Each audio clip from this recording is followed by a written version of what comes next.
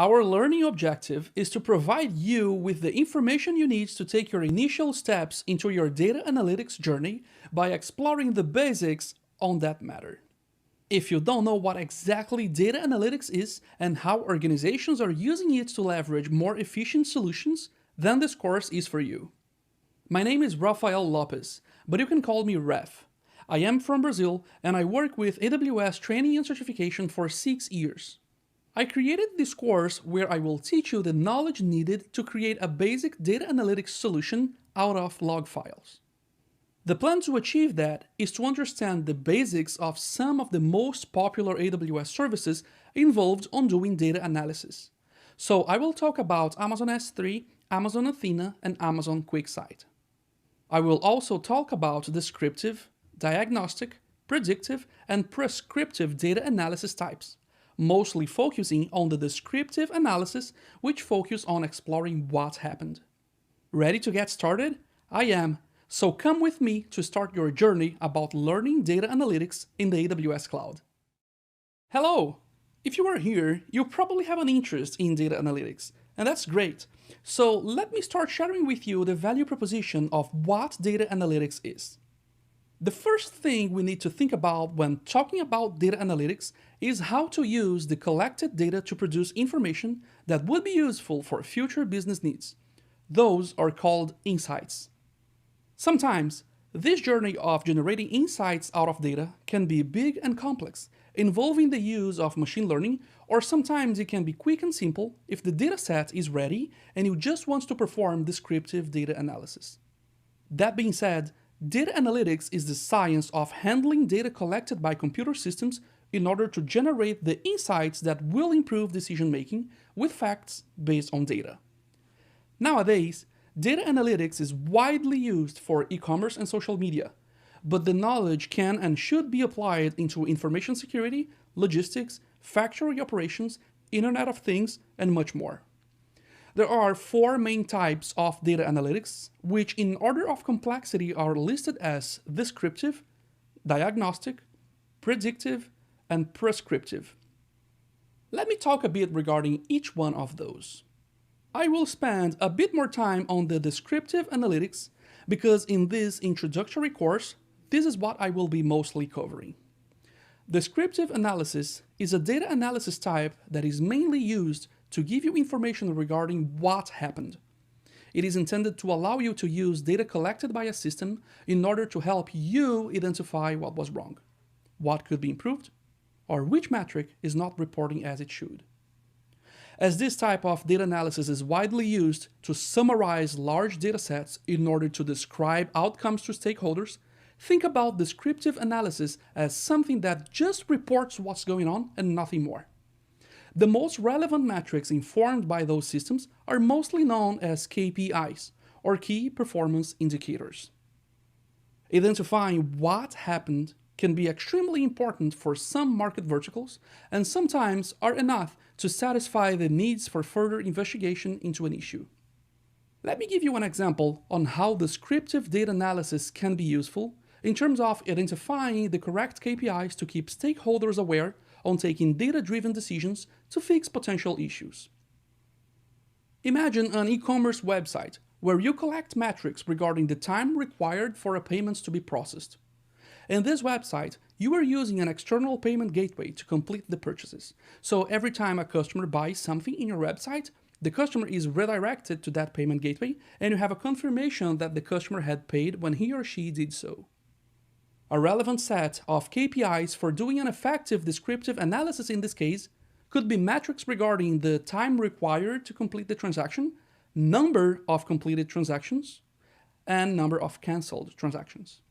Now, if you see a spike on both number of cancelled transactions and time required to complete the transaction, that may be a good indicator that those transactions are being cancelled because they are taking too long. It may be a good indicator that those KPIs might be related to each other, which could help systems administrators and business owners to start troubleshooting a potential issue that may be impacting on sales. The very same concept applies within the time to complete the transactions. If you have something that drills down into that metric by separating each step within the transaction time, you would have even more granular information to pinpoint the right place to solve the issue. The last thing you want is to be informed about system malfunctions via social media feeds or customer inputs. In this case, monitoring is key, and we used a very simple set of metrics in order to start troubleshooting a business-related issue. In a nutshell, descriptive data analysis is a concept that informs you what's going on. You can also do descriptive data analysis if you have data regarding user activity, social media feeds, Internet of Things, or system security logs. As I said, the use case can vary a lot, but one thing is for sure. Once you have the knowledge on how to perform descriptive data analysis, you can and should use that same knowledge to work with different datasets. Great! Now you have a solid fundamentals regarding what is descriptive data analysis. What about the other three? Well, remember in our example that you had the metrics regarding the transaction time and number of failed transactions? In that case, you were the one responsible for having the insights, for having the idea to correlate those two metrics together in order to identify the issue. The system did not connect them together and gave you a consolidated or a projected metric called probability of issue with the payment gateway. It is very common nowadays to have hundreds or even thousands of those metrics in systems, and diagnostic analysis helps by going over the scope of just informing, but diagnosing by further investigating and correlating those KPIs in order to give you suggestions on where the issue could potentially be. I like to refer to diagnostic analysis as a set of actions a system can do to help stakeholders understanding why something happened. The word you need to remember here is why. Our third type of data analysis is the predictive analysis. Predictive data analysis involves more complexity because, as the name suggests, it predicts what is likely to happen in the future based on data from the past, or based on doing a data crossover between multiple datasets and sources. In a nutshell, it kinda tries to predict the future based on actions from the past. The use of neural networks, regression, and decision trees are very common on diagnostic analysis, and we will be covering that in another course. Now, last but not least, prescriptive analysis, which is basically a sum of all the previous. Prescriptive analysis can go ahead and suggest stakeholders what are the most data-driven decisions that needs to be taken based on past events and outcomes. Prescriptive analysis highly relies on machine learning strategies in order to find patterns and their corresponding remediations by looking and crossing large datasets. Regardless of the type you decide to learn and apply, data analysis exists at the intersection of using information technology, statistics, and domain knowledge, like social media, business, or industry verticals. In this course, we will be focusing on how to use AWS services to perform descriptive analysis about what's going on with an AWS account by using security logs. If you got interested and want to dive deeper, check out the course notes for this video. Now that you understood the different types of data analysis, let's continue the journey by exploring some more examples on where data analysis is present in your life right now. Now that you know the difference between the different types of data analysis, let me show you some examples on how data analytics is very likely to be present right now in your life, both as a consumer and perhaps professionally. Data analytics is widely present in many verticals today, such as gaming, social media feeds, e-commerce, online stores, website statistics, also known as click streaming, recommendation engines, Internet of Things or IoT, log processing, and much more. Let me give you a couple of examples on where data analytics is valuable in some of those scenarios, so you grasp what is the exact purpose of data analytics in these contexts. Let's say you like to play computer games, like me. Who doesn't, right? So if you like to play games either in your phone, your computer, or in a game console, you may be familiar with the checkbox you may need to check before start play. That checkbox usually says something like send anonymous data statistics for game developers to improve gaming experience or such. What this does is basically allowing collecting information regarding the way you play the game in order to detect potential crashes, design failures, and other data. It is clear in this case that real-life data such as you playing a game is being transformed into information that helps developers to circumvent potential issues and enhance the gaming experience. That is exactly why data analytics exists and why it is so relevant for the modern world. You may ask, why is this a thing nowadays? I've been playing games since childhood, and that was not the case. Games were sold on cartridges, we used it to buy and play it, right? Well, yes, but if you think with me, those games were not that complex as the games we have today. And that's what I want to conclude.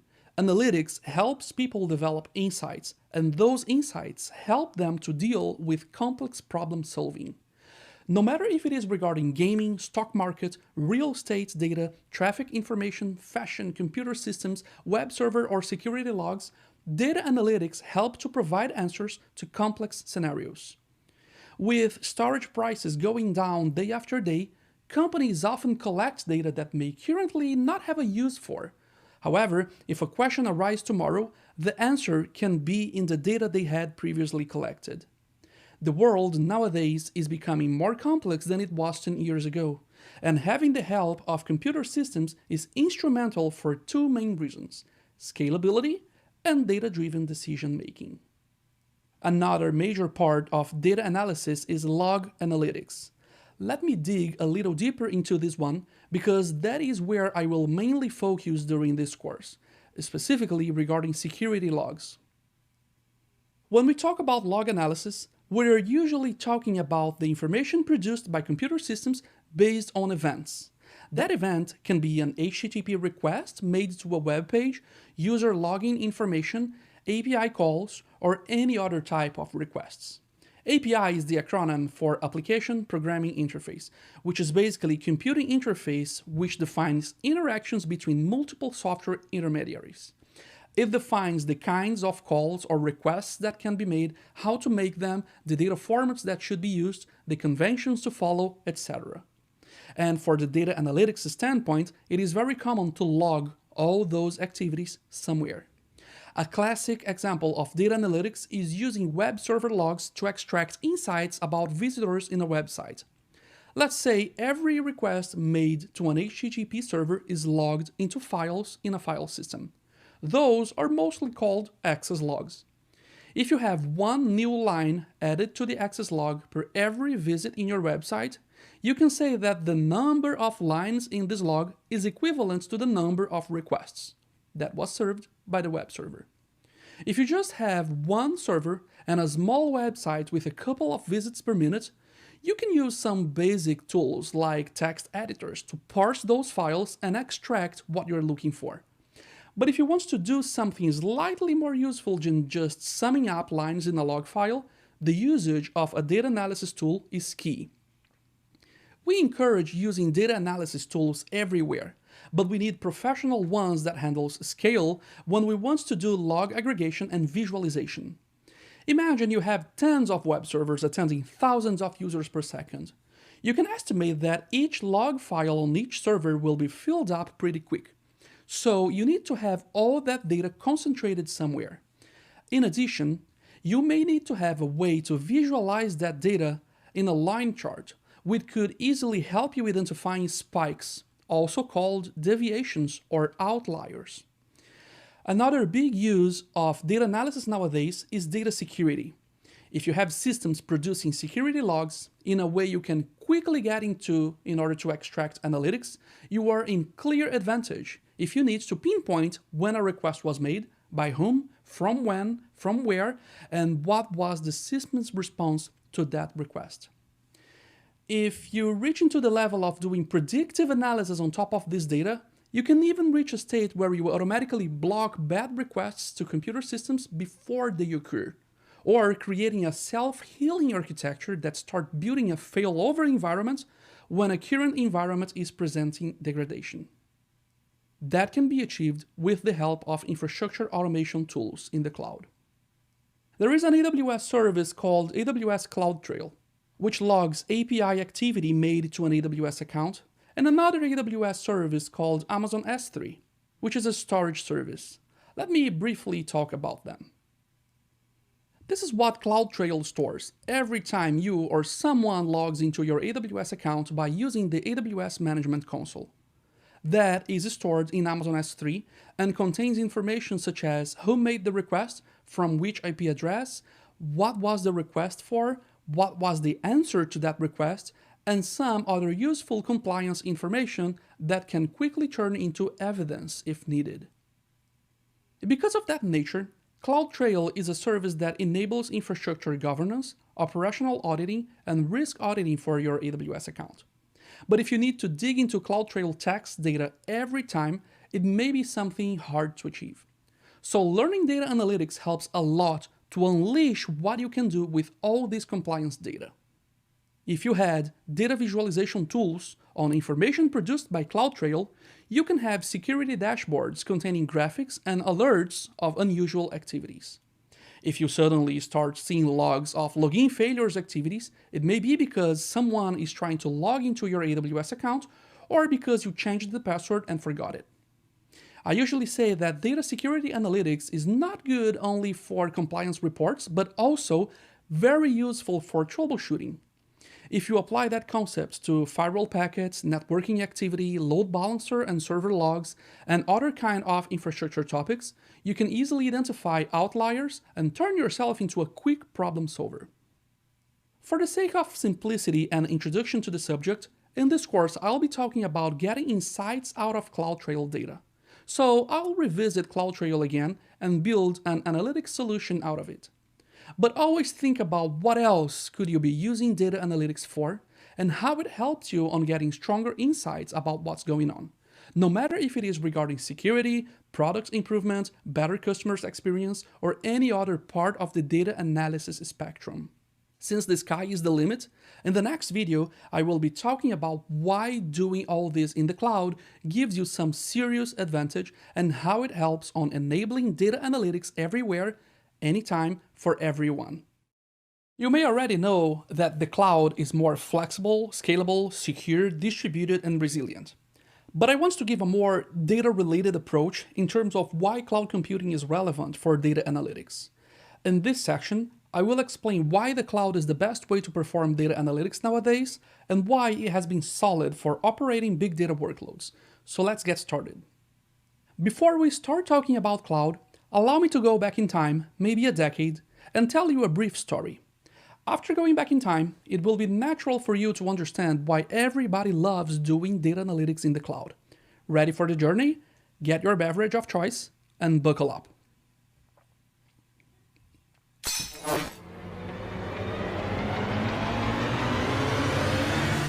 Years ago, the most common approach for companies to have compute infrastructure, big data included, was to buy servers and install them into data centers. This is usually called a colocation, or colo. The thing is, servers utilized for data operations are not cheap, because they need lots of storage, consume lots of electricity, and requires careful maintenance regarding the data durability. Hence, entire dedicated infrastructure teams, and trust me, I've been one of those infrastructure analysts working with data centers. It is expensive and overwhelming. With that scenario, only big companies were able to work with big data, and consequently, data analytics was not popular. It was very common for those servers to have a RAID storage controller that replicates data across the disks, increasing the cost and maintenance care even more. In the early 2000s, big data operations were closely related to the underlying hardware, such as mainframes and server clusters. Although this was extremely profitable for the ones selling hardware, it was expensive and not flexible for the consumers. Then, something fantastic started to happen, and the name of this fantastic thing is Apache Hadoop. Mostly, what Hadoop does is replacing all that fancy hardware by software installed in the operating systems. Yeah, that's right. With the help of Hadoop and computing frameworks, data could be distributed and replicated across multiple servers by using distributed systems and eliminating the need of those expensive data replication hardware to start working with big data. All you needed was efficient network equipment, and the data were synchronized over the network to other servers. By embracing failures instead of trying to avoid them, Hadoop helped reducing hardware complexity, and when you reduce hardware complexity, you reduce cost. And by reducing cost, you start to democratize big data because smaller companies could start leveraging it as well. Welcome to the big data boom. I brought up Hadoop originally because Hadoop is the most popular open source big data ecosystem. There are others, and what I want to highlight here is the concept and not specific frameworks or vendors. The thing is, by baselining hardware to a basic level and applying all big data concepts to software, such as data replication, we can start thinking about running big data operations on providers that are capable to provide virtual machines with storage and a network card attached. We can start thinking about using the cloud to build entire data lakes, data warehousings, and data analytics solutions. Since then, cloud computing has emerged as an attractive alternative because it is exactly what it does. You can get virtual machines, install the software that will handle the data replication, distributed file systems, and entire big data ecosystems, and be happy without having to spend lots of money in hardware. The advantage is that cloud does not stop there.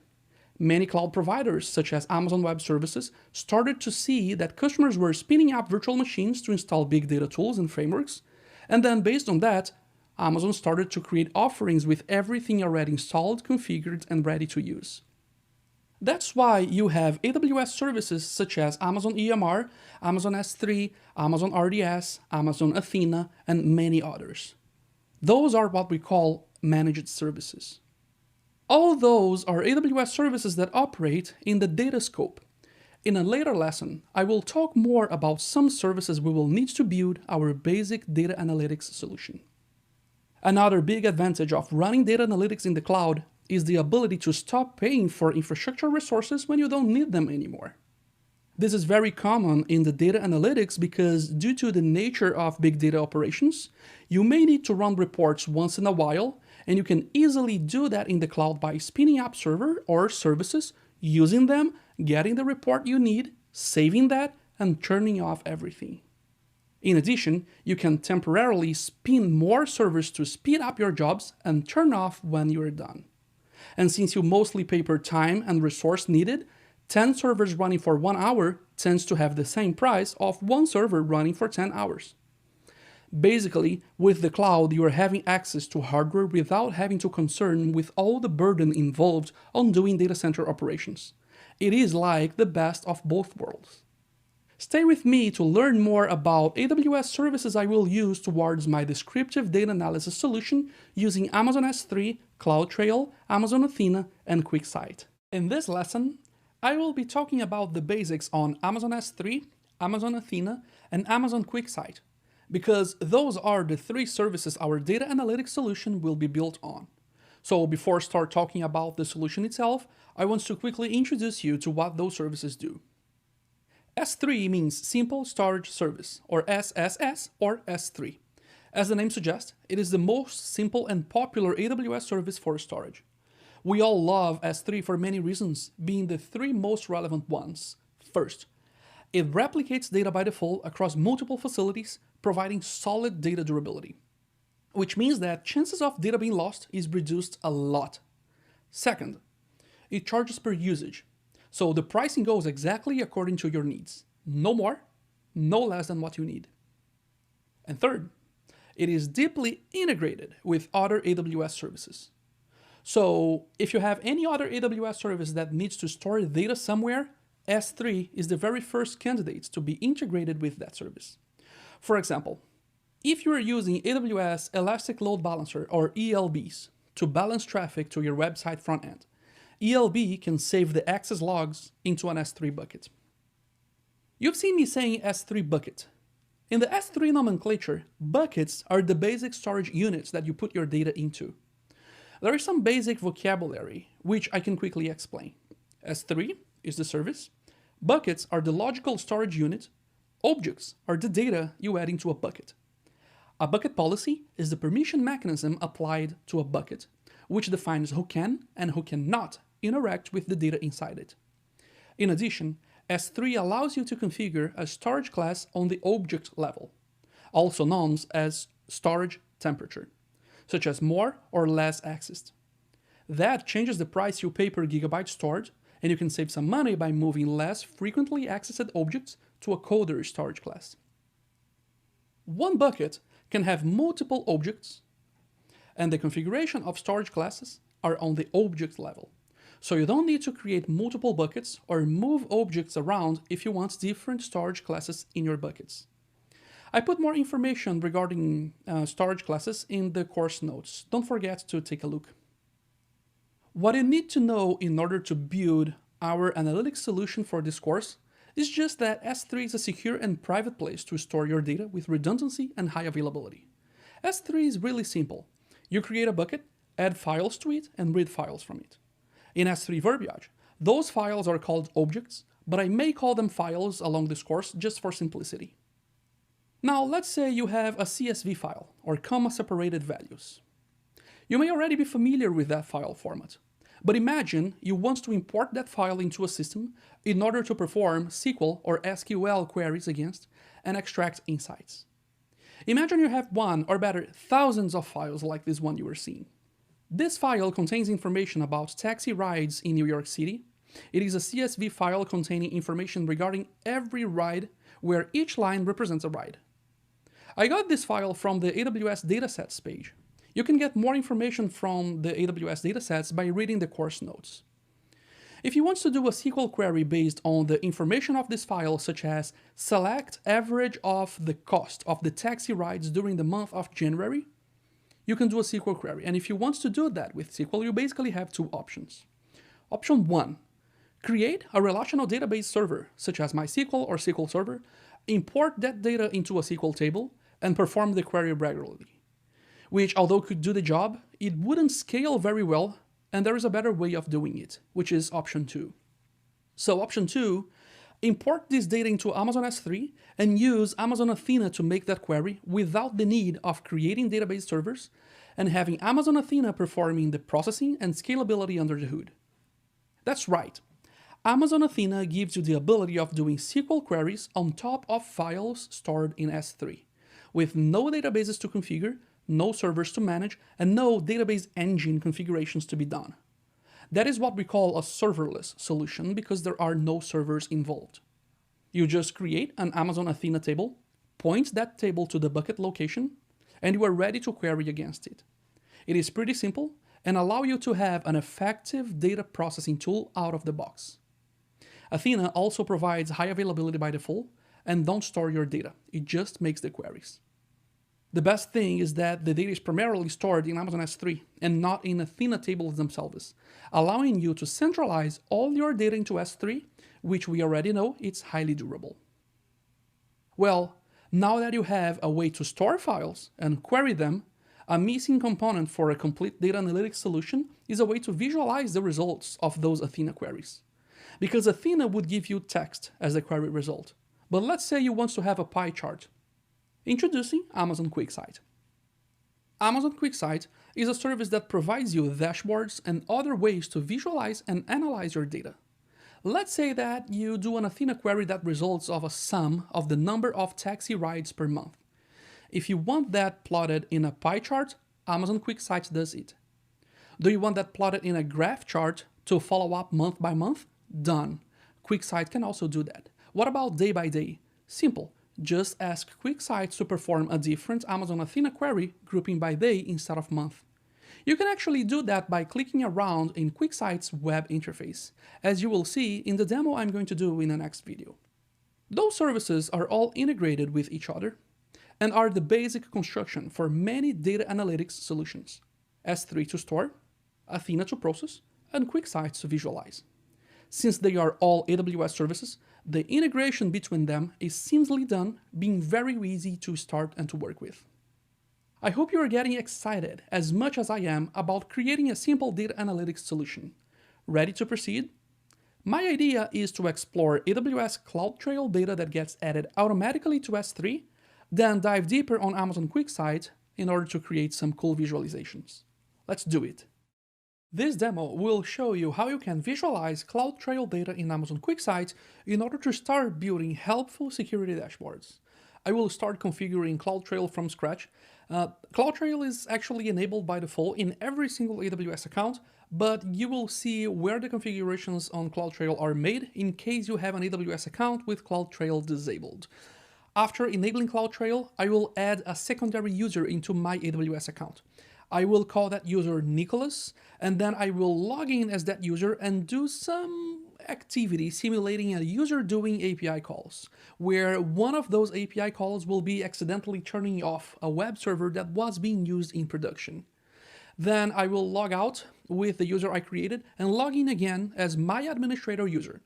Then I will use CloudTrail data to discover what happened when the server was turned off, who turned off that web server, and also discover what other API calls were made by that same user, by that Nicholas user, right? Because that user could have been compromised. Usually the first thing that happens when accounts are compromised are people trying to change the password or API keys or trying to disable CloudTrail, right? We will see that on CloudTrail because CloudTrail logs both accepted and rejected API calls. Luckily, Nicholas won't be allowed to disable CloudTrail and either change his own password or do nothing with AWS IAM or Identity Access Management. So let's get started. So this is an AWS account that I just created for this demo. It has nothing in this account. I created this account 5 minutes ago. And I'm logged in this account as the user admin, as you can see here on the upper right corner, okay? First thing that I would like to do is go into CloudTrail to make sure that CloudTrail is enabled. So if you click here in services, it will show you all the AWS services, and there's more than 100. So because in this demo, we will be mostly working with Athena, CloudTrail, IAM, EC2, QuickSight, and S3, I added those as favorites. So if you click on this star that will pop up when you mouse over through the service name, you can add the specific service into this favorite bar here. So for example, if I want to work with Amazon Managed Blockchain, if I want to work with that a lot, a tip that I give you is put that on the favorites, and then you won't need to search for Amazon Managed Blockchain all the time in the service list. So let's go to CloudTrail. First service that I would like to show you, and we are in Virginia region, CloudTrail in Virginia region, and I already have a trail here, but just to make sure, I will create another one. So you can create multiple trails in CloudTrail because once you create a trail, you can choose an S3 bucket to log all the activity from that account into that bucket. And sometimes you may want to create in a bucket that belongs to a different AWS account. So it is very common for governance and compliance, specifically for companies that use multiple AWS accounts, it is very common to have multiple accounts logging the CloudTrail to the same bucket in a centralized account, right? So I can use an existing S3 bucket if I already had created an S3 bucket before to host all the files that I'm going to use for CloudTrail here, but CloudTrail gives me the option of creating a brand new, an empty S3 bucket for logging. I'm going to call this trail name default, and I'm going to give this name. It's a name that is suggested, and it puts a random hash because the bucket names, they must be globally unique. I can use encryption on this bucket. I won't enable encryption just to simplify things. And here are the options you can specify to configure and enable CloudTrail in an account. After I choose, I click next. And then it asks me, what do I want to log in that bucket? The more things I choose here, the more files will be created in the bucket, the more granular the information will be, right? So I am marking management events, which will capture management operations performed on the AWS resources, such as start an instance or delete an instance. An instance is a virtual machine, or create a bucket, delete a bucket, right? Create a database, things like that. So data events, they will actually log resource operations performed within a resource. In other words, if there is an existing resource like a bucket and someone deletes that bucket, or there is a specific virtual machine and someone changes the security configuration of that virtual machine, then this will also be logged. And insights is interesting. This is new in CloudTrail. CloudTrail already does a little bit of, it's not prescriptive analysis, but it identifies unusual activity.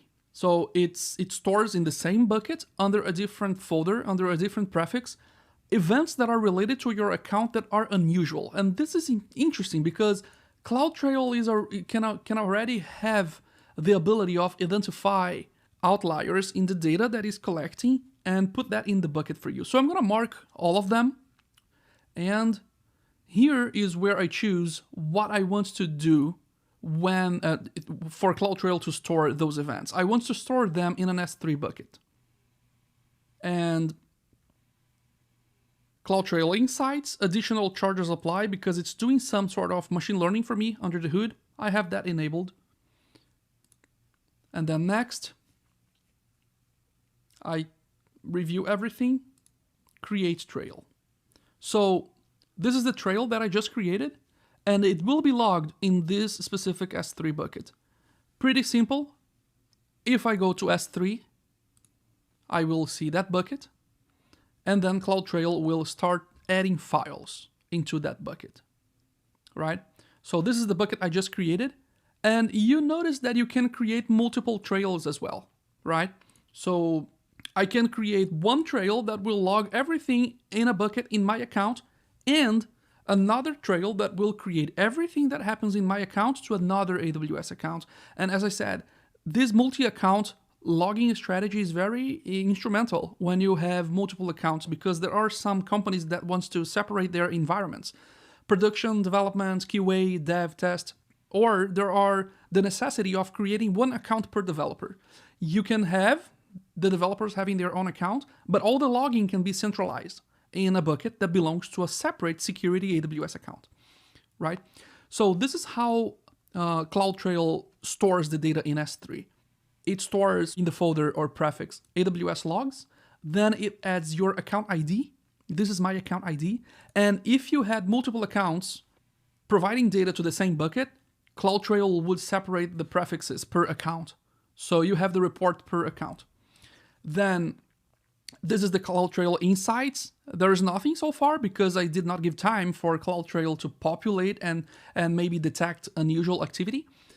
And here in CloudTrail, it separates per region and then timestamp, where it comes the year, the month, the day, and then there will be files corresponding to the API calls I am doing. Those files, they were just generated.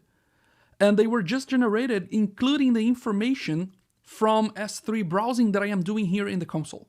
So all this activity that I'm doing here in the console, like clicking around and navigating through the buckets, it is also logged by CloudTrail because I am doing API calls of the type list objects and list buckets, right?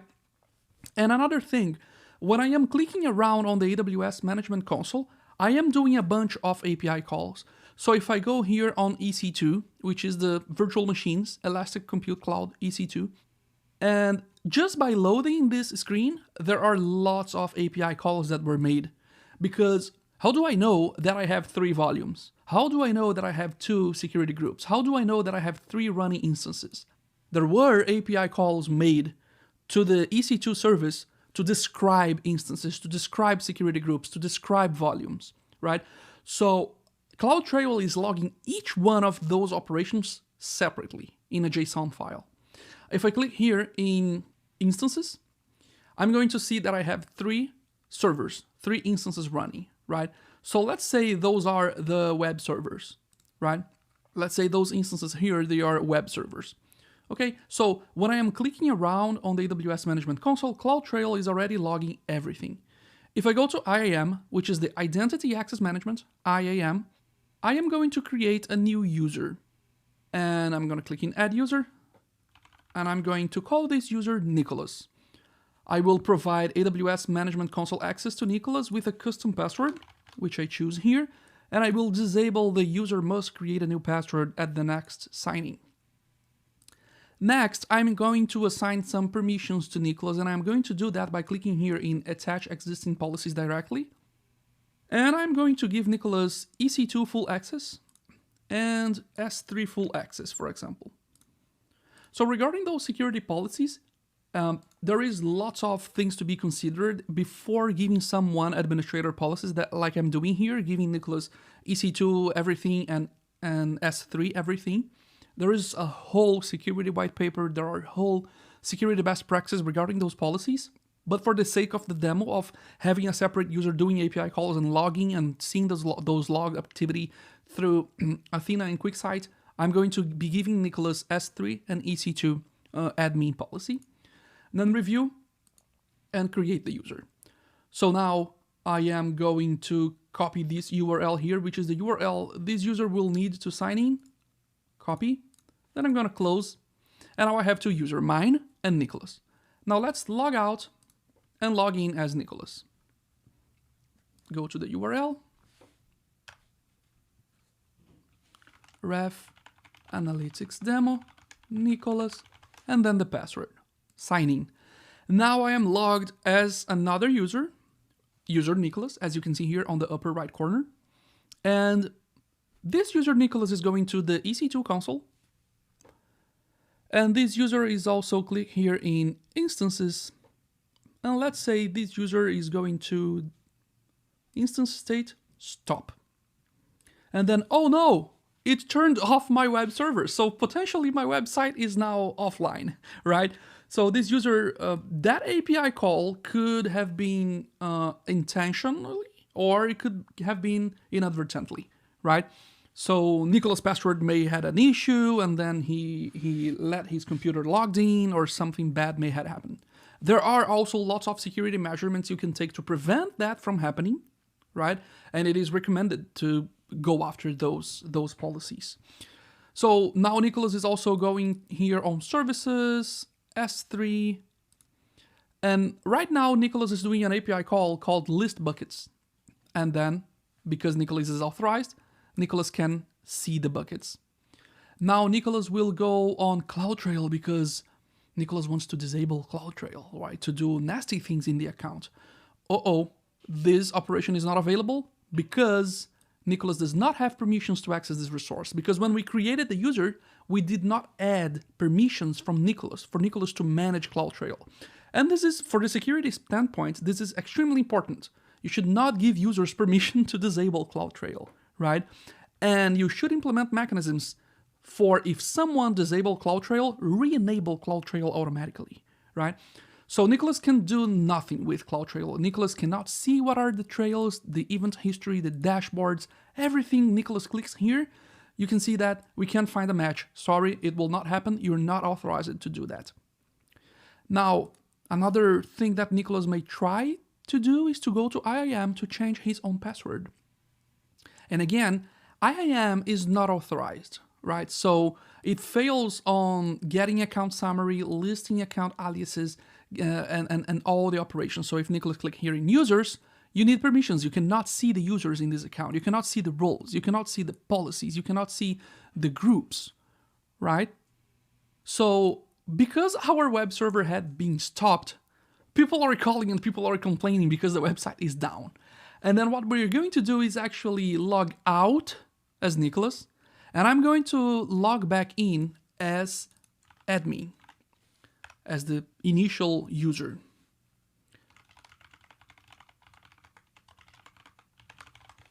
Admin and my password. And now what I am going to do is actually go to S3 and go to my CloudTrail bucket. I want to see what was done in my account because CloudTrail logged all that activity. So I want to discover when that instance was stopped, who stopped that instance, what time, right? And from where that the IP address, that instance was stopped. So I'm going to click in AWS CloudTrail logs, AWS logs, my account ID, CloudTrail, US East 1, which is the Virginia region, year, month, day, and then I have a bunch of compressed text files, right? Because this is what CloudTrail stores. Compressed text files. If you take one of those files and you open one of those files by clicking here in Object Actions, Open, this is what you will see. And I don't need to go that beyond to tell you that this is not an end-to-end data analytics solutions, right? Because it's hard to find information in all those compressed text log files here. Right? If something weird happens to your AWS account, you would be on an urgency to discover what happened. And navigating through all those data when you need an insight, it may be complicated. So there is a better way to do it. And what we are going to do right now is configure Amazon Athena to query those data with SQL or SQL. So what we are going to do now is go to CloudTrail, because the easiest way to create the Amazon Athena table to work with CloudTrail data is actually through CloudTrail. So click here in Event History, and there is an option here called Create Athena Table. So you choose the bucket that you will want that Athena table to point to, and when you do that, it creates the Athena table setting that bucket as the table location. Remember when I said that the data is not stored in Athena? The data is still in S3. And you can see that the data is still in S3 because the Athena table will point to the S3 bucket, right? And these are all the fields of that file. So this file here is a JSON file that contains the curly braces and the brackets and everything. And it contains records, and then it breaks down because the format is always the same. And AWS already knows what is the format that CloudTrail pushes to S3. So it already creates the table mapping to that specific file, to that specific JSON, right? I just specify where are my CloudTrail logs, which sets the location here, and then I can click in Create Table. Now what this option is doing is creating an Amazon Athena table. And if I go to Athena, which is right here, or right here, right, you will see that there is an Amazon Athena table created, which is the table CloudTrail logs, AWS CloudTrail logs, and then this ID here.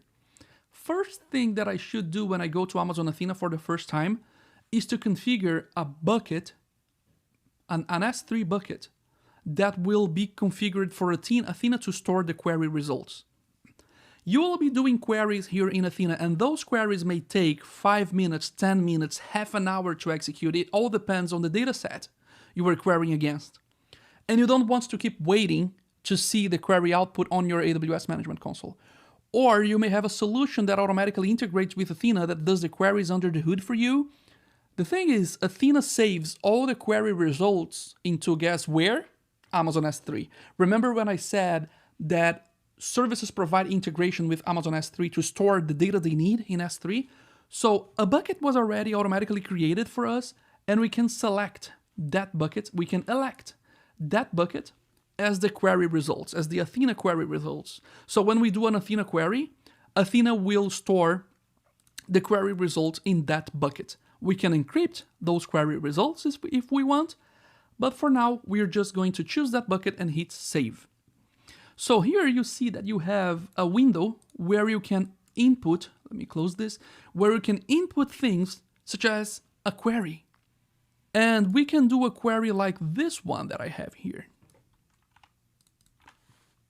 So this query will select everything from a table, and we can copy the table name from here and paste the table name here, where event source equals ec2.amazonaws.com and request parameters like, and here we can copy paste the instance ID.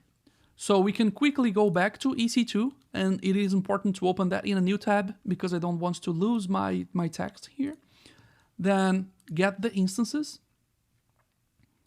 that are stopped, and I'm going to copy one of those instance IDs here, right?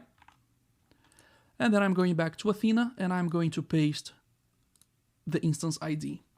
So what this is doing, and I'm ignoring the response elements equals that are not null. I only want response elements that were executed.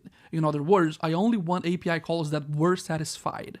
Because someone stopped that instance, that was an API call that got a satisfied request because the user was authorized. And I want to discover what CloudTrail gets for me in ec2.amazonaws.com as the event source, and request parameters containing that specific instance ID. Okay, so I am going to execute that by clicking on Run Query. Now, what Athena is actually doing, Athena is going on all that compressed text data, and you can see that this is way more friendly than having to parse, right, the information and having to look up the information in all this data. And This is just one of the files. You may have hundreds, thousands, or tens of thousands of compressed text files on S3. And what Athena did is, hey, I discovered something. I discovered that this specific user identity, and it is bringing me all the columns, event time, event source, event name, AWS region, because I did a select star. So I can see that something on console.ec2.aws, amazonaws.com was made for this instance ID, right? And the most important, I can see that this specific user made that call. All right. So having this user making that call is already an indicator that we are going to find out more information. So there is another query that I can do, which is select everything from this table, but now I want to filter for where user agent like console or everything containing console and user identity dot username like Nicholas, right? And this will give me every single API call that this user tried to do, right? If you already have CloudTrail running for a long time, you can also specify a date range here. It's SQL, it's SQL on top of compressed files on S3. That's basically what Athena is doing.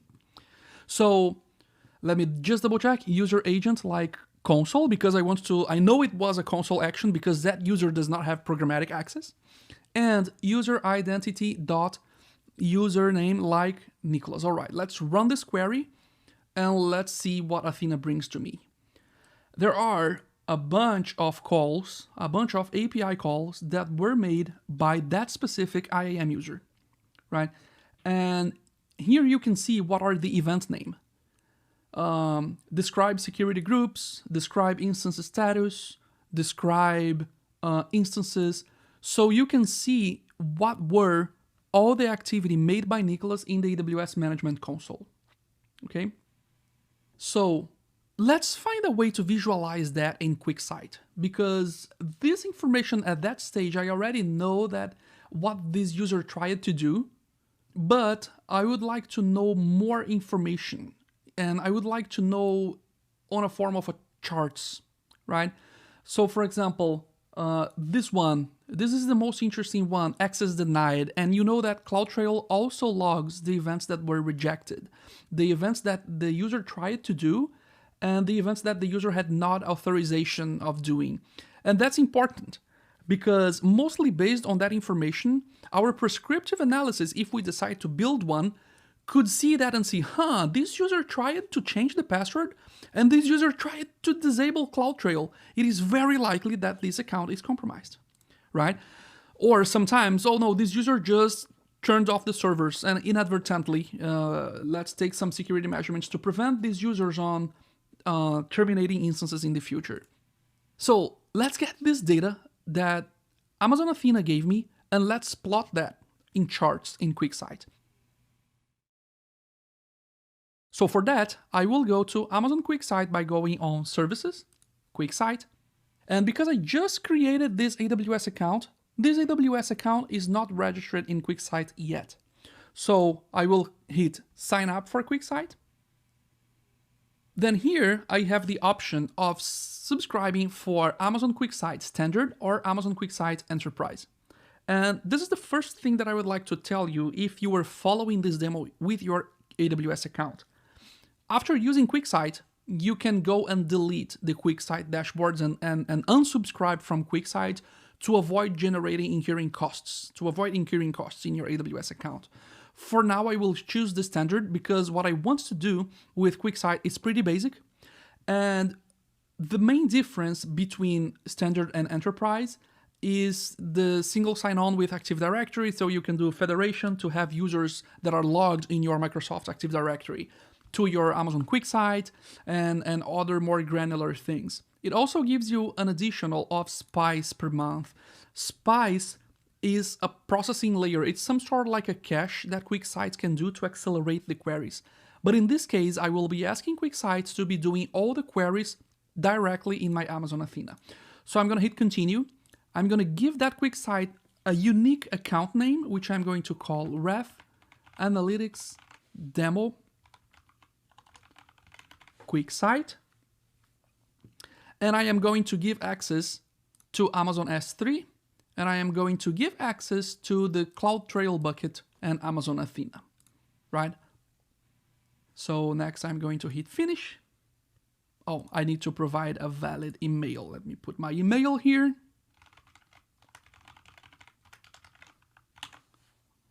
Just put an email, finish. Now it is creating my QuickSight account. That may take a little while to bake, maybe 1 or 2 minutes, and I'm going to use that time to review what we did so far. We enabled CloudTrail. We created a secondary user called Nicholas. We logged in as that user. We made a bunch of API calls, including turning off a functioning website. We logged back as the user admin.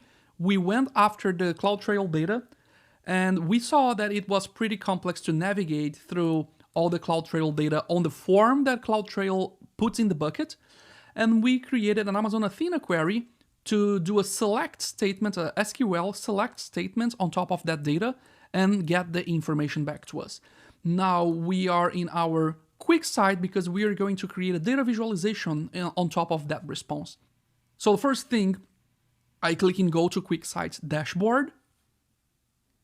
And QuickSight, for the first run, it populates a few samples for you, such as just a sample for you to play with business review analysis, people overview analysis, just to give you some working data to change the charts. So this is a sample of a QuickSight dashboard, right? So you could have this dashboard in full screen on your office, right? Or you could have your sales representatives, your security analysts, your social media analysts look into this data. And this data is actually populated regarding one of the QuickSight data sources. So in order to create a new QuickSight data source, we go here on Datasets, and then we click in New Dataset. When we click in New Dataset, those are all the possible integrations that you can have with Amazon QuickSight. You can integrate Adobe Analytics, you can integrate GitHub, Snowflake, Twitter, Amazon Aurora, which is a relational database, Amazon Elasticsearch Service, Spark, which is a Hadoop general purpose framework that you can have running on top of a Hadoop cluster that runs on AWS or somewhere else. You put Spark authentication and credentials here. In our case, we want to have QuickSight go into Athena. So I'm going to click here in Athena, and I'm going to give that data source a name, Athena1, and create data source. After I create the data source, I can click here on the table that I want to visualize, right? And then it will, if I click in select, I want to directly query my data, I can hit visualize. So as is, I am pointing QuickSight to my CloudTrail data. And the next thing that I want to do is click in here, admin, manage QuickSight, security and permissions, add or remove. And I also want QuickSight to be able to go on S3 to interact with the data that is in the CloudTrail bucket. So I want to hit here, S3, and I want to give access to the corresponding buckets to QuickSight, right? And now QuickSight is able to go to Athena to execute the queries, and also in S3 to read the data. Update. And when I go back to my data visualization by clicking here on the QuickSight logo, CloudTrail, I will already have, if I click here in event name, for example, QuickSight is doing an Athena query that queries S3 and gets that information for me and plots. So I can see that if I do a graph, a bar, according to events that happens in my AWS account, and remember that I am still not filtering by the user Nicholas. I'm just getting every single API call that is happening in my AWS account. And the reason why put object has way more here is because when CloudTrail adds things to S3, it is doing a put object operation, right? So if you can also apply some filters here and exclude the CloudTrail activity itself, right? Because it is impacting on the put object, because I just enabled CloudTrail. And for now, CloudTrail is doing way more work than everything else in my account because I just have CloudTrail logging things. So now let's see if I can create a custom report based on what I saw here, based on what I saw in terms of what were the specific API calls that Nicholas did on the console, right? The specific API calls that Nicholas did in the console. So I'm going back to CloudTrail, and I'm going back here, clicking on the logo, datasets, and I am going to create a new dataset, also pointing to Athena. And this dataset will already be filtered by only the requests made by Nicholas on the console. So I'm gonna name this Athena2, create data source, and I'm going to hit the button, use custom SQL. I am going to paste my custom SQL and call it Nicholas activity, confirm query. Oh, actually, of course, I have to replace the table name. So I'm actually going to get this very same query that I did here and put it here. That's why I got that exception. Confirm query. Now I want to directly query my data, visualize, and now in this specific QuickSight visualization, I will only be visualizing the events that were made by Nicholas, right?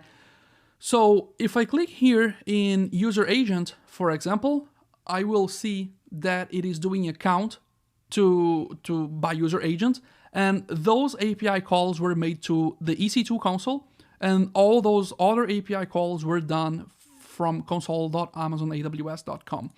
Now, if I click here in user identity, or actually better, if I click here in, there is a error code, I can see that this user made API calls that got some access denied, 25 of them, and some other API calls that are 56 API calls that were access granted. And if I click here, I can easily transform that into a pie chart. So this is just an example on how you can get information that is in S3 that is queried by Athena and visualized in QuickSight. In this case, we use the CloudTrail dataset. I can rename this null to access granted API calls, and I can change this color as well. So access denied is red and access granted is green. So I can see that this user made 25 access denied API calls in the AWS Management Console and 56 access granted API calls in the AWS Management Console. So this gives you an idea, because the state that I want you to be thinking right now is security dashboards that can be used elsewhere, right? So there are AWS documentation pages with lots of recommended queries and recommended insights you can extract out of CloudTrail data. And that's it. You can resize this, you can make this bigger, smaller, you can add multiple visualizations in the same dashboard as well, right? So you can add another visual here, you can drag and drop, you can resize to put them side by side, and then in this one, you can do by event time. And remember that this dataset is already pre-filtered as Nicholas, right? Because it is working on the dataset that is already pre-filtered by Nicholas. And you can see line charts, you can see pie charts, you can see donut charts. QuickSight is a data visualization tool that accepts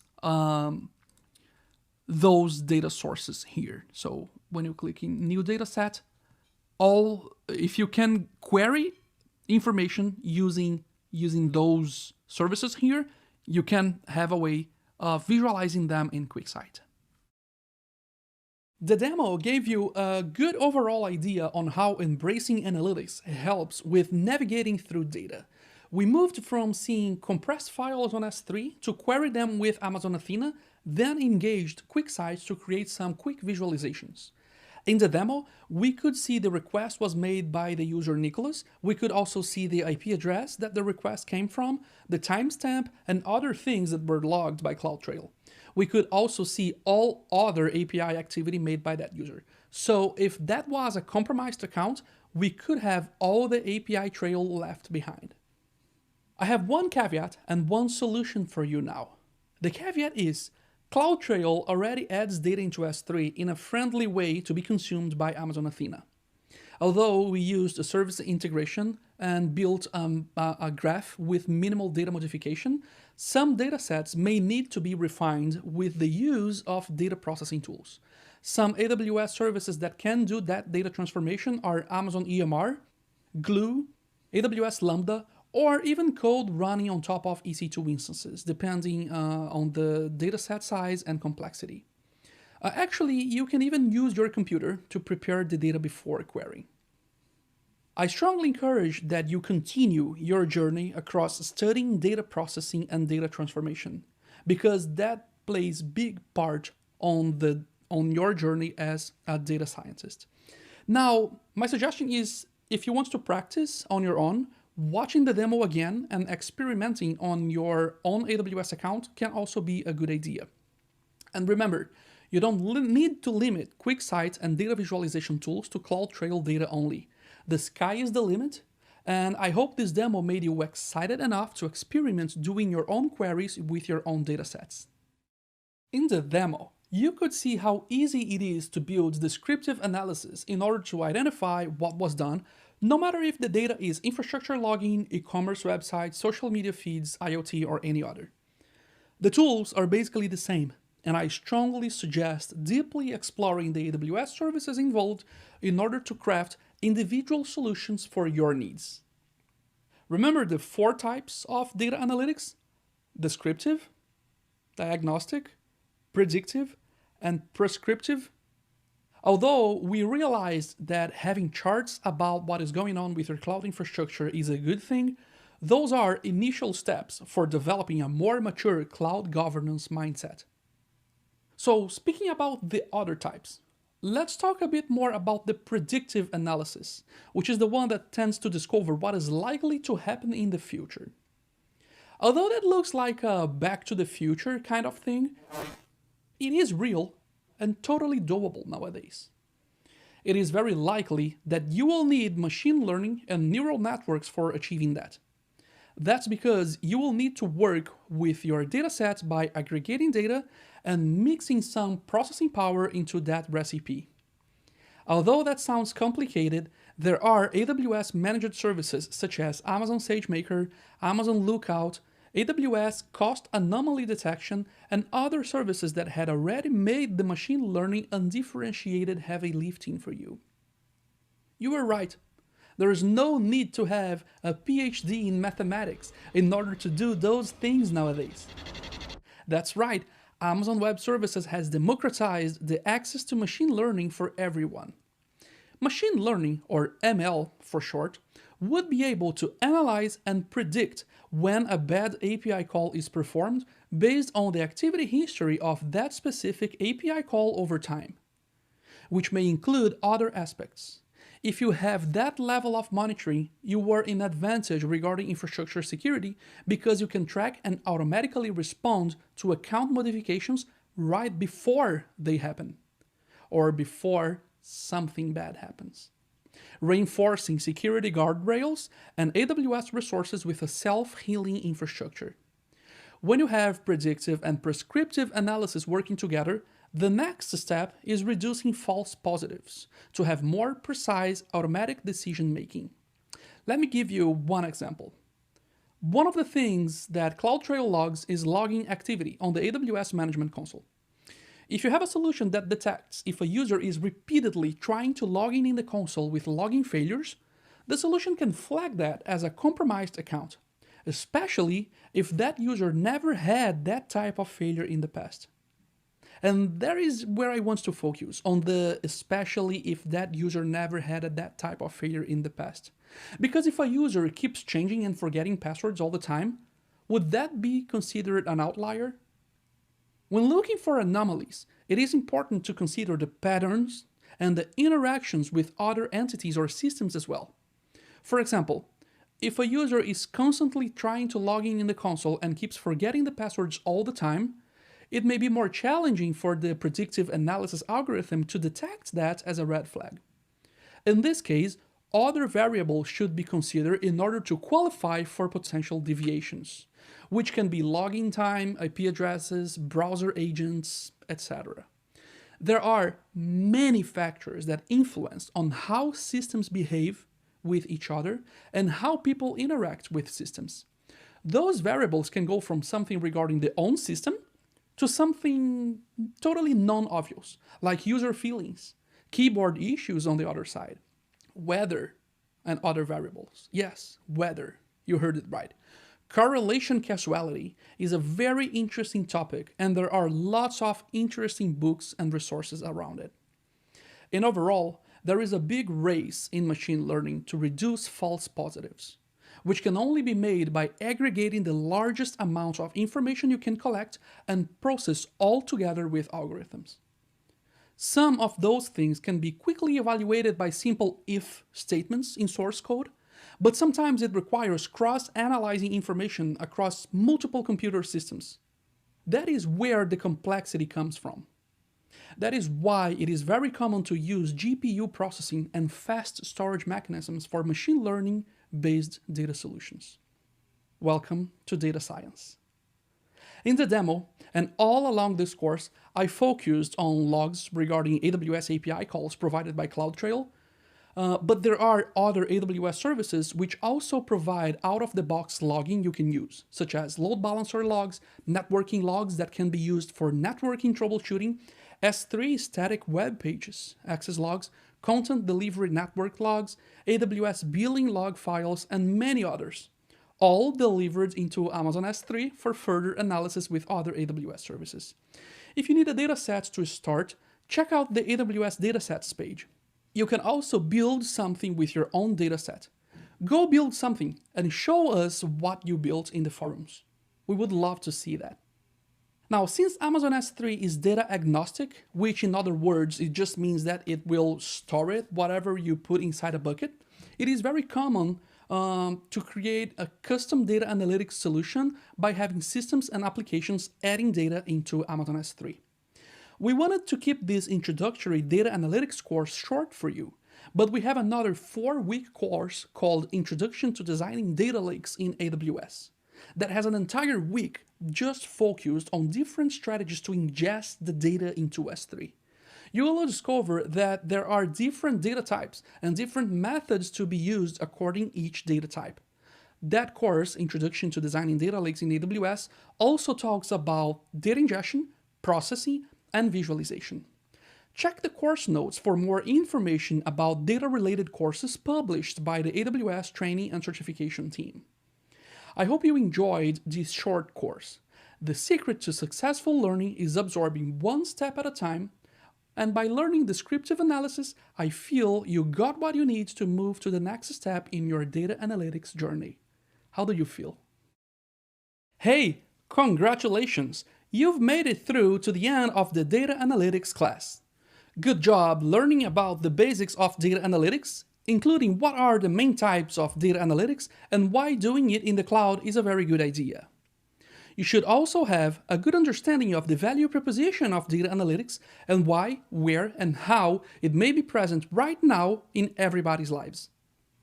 You continue to progress as you learned the basics of some popular AWS services used towards data analytics solutions, such as Amazon S3, Amazon Athena, and Amazon QuickSight.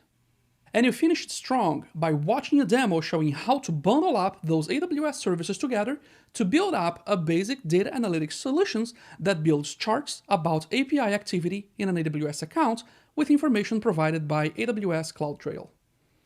I hope this inspired you to continue learning, exploring, and experimenting with data analytics, and I hope you feel encouraged by experimenting with your own data sets as well.